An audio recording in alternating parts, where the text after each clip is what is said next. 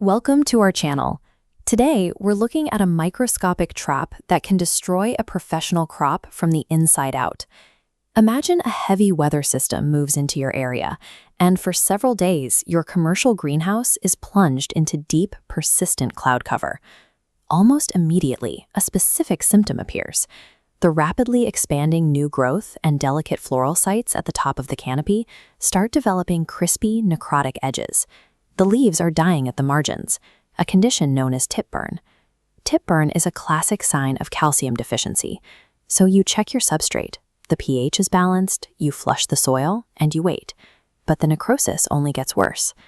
Soil tests confirm there is an abundance of calcium sitting right there in the root zone. But even with the nutrient present, the plant is completely unable to access it. The root zone isn't the point of failure. The breakdown is actually occurring in the gas exchange between the leaves and the surrounding air. When thick clouds Llewellyn, photosynthesis crashes because the light energy required to power the engine has vanished. However, the plant's baseline respiratory demand, the energy it burns just to stay alive, remains stubbornly high. This USDA chart tracks plant reactions to sudden shade. In panels A and D, net photosynthesis drops off a cliff, but in panels B and E, metabolic demand stays constant. Leaving supplemental CO2 running during cloudy days inadvertently triggers a physiological shutdown. Elevated CO2 acts as a powerful environmental signal. When stomata on the underside of a leaf detect high carbon during low light, the guard cells slam shut.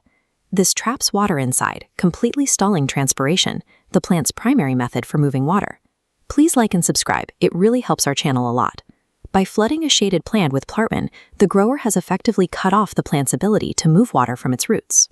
This brings us to a concept called phloem immobility. Unlike nitrogen or potassium, which a plant can move from older leaves to support new growth, calcium is locked in place once it is deposited. Because it cannot be redistributed, new leaves rely on transpirational mass flow. Evaporating water creates an upward suction, pulling fresh calcium from the roots to the canopy. But high CO2 closes the stomata, stopping the water elevator and starving the top leaves of essential minerals. Botanists call this a state of extreme water use efficiency. The plant is fixing carbon while transpiring a drastically reduced volume of water.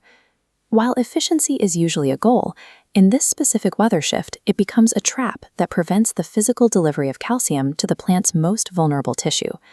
To rescue the crop, you have to restart the plumbing. First, you must exhaust the greenhouse CO2 back down to natural atmospheric levels. This removes the signal keeping the guard cells closed and forces the stomata to open. Second, you must adjust the electrical conductivity, or EC, of your irrigation. You have to make your nutrient solution significantly more concentrated. If the plant is only pulling up half its normal volume of water because the stomata are partially closed, that smaller volume of water must be twice as dense with calcium to meet the canopy's demand. Ultimately, CO2 and light function as the physical valves for the plant's entire hydraulic system. Mastering greenhouse cultivation requires treating the air and the soil as a single connected hydraulic machine. The information provided in this video is for educational and informational purposes only and does not constitute medical, legal, or professional agricultural advice.